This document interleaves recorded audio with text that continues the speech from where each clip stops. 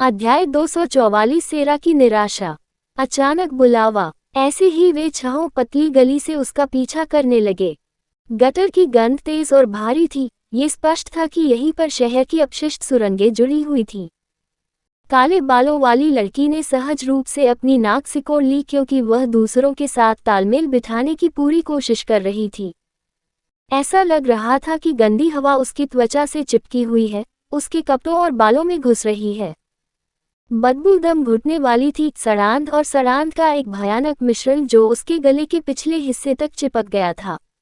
उनकी कम उम्र और घुटने की चोट के कारण यह मुश्किल हो गया था, लेकिन वह चुप रही। अपने दांत पीसते हुए वह आगे बढ़ी। उसका मन आजादी के विचार पर केंद्रित था, भले ही वह एक अंधेरी, दुर्गंधयुक्त गली के अंत में हो। वह स्पष्ट रूप से किसी पर बोझ नहीं बनने की कोशिश कर रही थी। हर कदम पर उसके घुटने में दर्द का तेज झटका महसूस होता था, लेकिन उसने खुद को चलते रहने के लिए मजबूर किया। असुविधा के कारण उसका जबड़ा कसकर भींच गया। कोई यह बता सकता है कि कठोर परिस्थितियों में वह अपनी उम्र से कहीं अधिक परिपक्व हो गई थी। थक जाने के कारण उसकी सांसें भारी हो रही थी, लेकिन समूह नहीं रुका। दर्द अनवरत था, हर कदम के साथ बढ़ता जा रहा था जब तक कि उसके पैरों को ऐसा न लगे कि वे उसके नीचे झुक जाएंगे।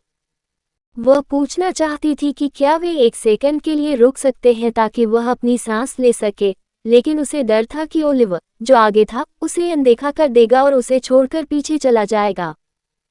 अन्य दास इतने व्यस्त थे कि उन्होंने उस पर ध्यान ही नहीं दिया। समूह में अधिकतर किशोर शामिल थे, केवल 20 वर्ष का एक पुरुष और 30 वर्ष की एक महिला अपवाद थी। हफ हफ, उसकी सांसें अब उखड़ी उखड़ी सांसें ले रही थीं, हर एक उसकी छाती में फंस रही थी। जैसे जैसे वह चलती रही, उसकी आंखें आंशिक रूप से धुंधली महसूस हुईं। आसपास से आ रही बदबू से उसे चक्कर आ रहा था और हर कदम पर दर्द बढ़ता जा रहा था। उसके कपड़े पसीने से भीगे हुए थे और उसके कदम भारी से भारी महसूस हो रहे थे क्योंकि उसकी आंखें रुक रुक कर खुल और बंद हो रही थीं। हर बार जब उसकी आंखें बंद हो जाती थीं, तो वह उन्हें दोबारा खोलने के लिए संघर्ष करती थी। उसकी दृष्टि तैरने लगती थी क्योंकि थकावट उस पर हावी हो जाती थी।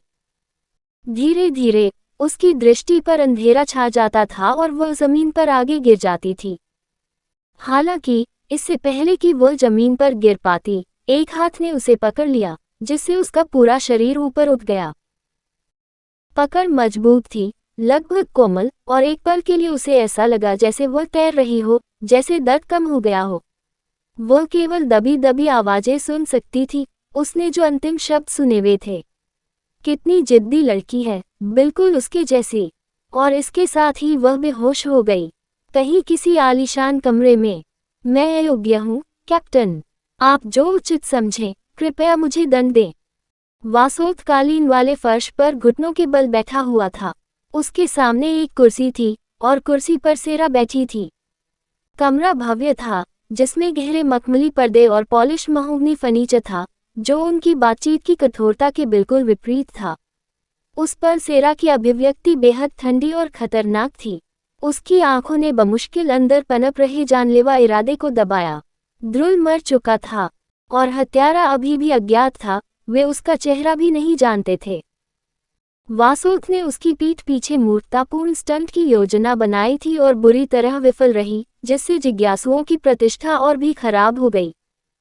अब तक इस शहर में आने के बाद से उन्हें नुकसान के अलावा कुछ हासिल नहीं हुआ है, उनमें कुछ भी उल्लेखनीय नहीं था। वासोत ने जब ध्रुल का निर्जीव शरीर देखा तो वह काया होकर भाग गया था। वासोत, आपने सफलतापूर्वक हमारी प्रतिष्ठा को बर्बाद कर दिया है। आपको कैसा लग रहा है? उसने कठोर स्वर में प्रश्न किया। उसके बाद जो सन्नाटा था वह भारी, दमनकारी था। वासोत ने अपना सिर नीचे कर लिया, उसका चेहरा पीला पड़ गया, उसकी कनपटियों पर पसीने की बूंदें इकट्ठी हो गईं। वह समझदार था, वह कुछ भी अधिक जोखिम उठाने के बजाय चुप रहा।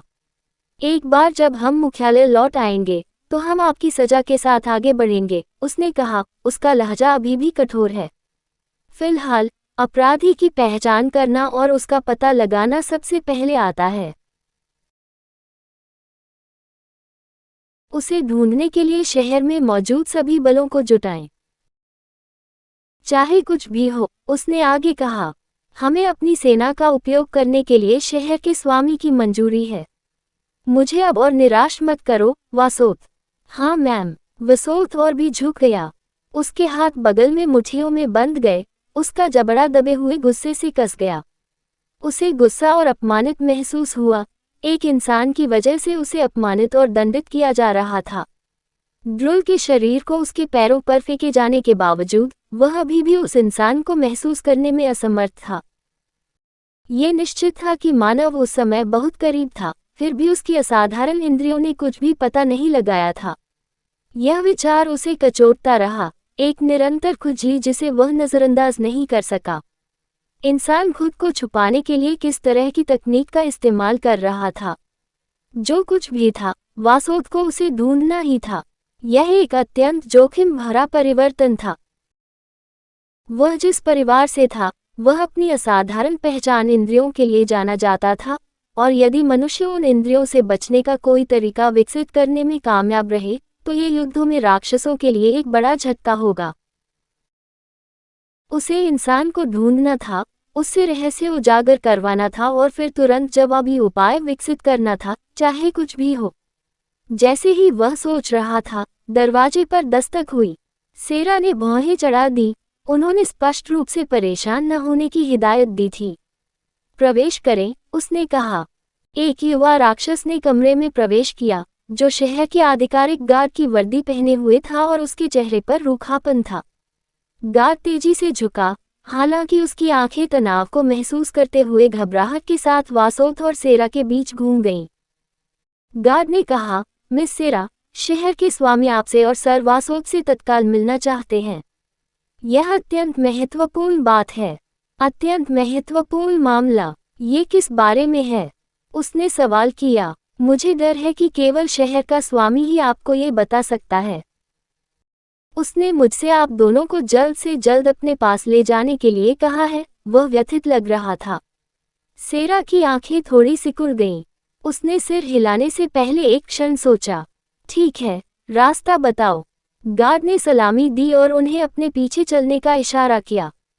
सेरा और वासोत गार्ड के पीछे चले गए और जल्द ही उन्हें सिटी लॉर्ड के कार्यालय की ओर ले जाया गया।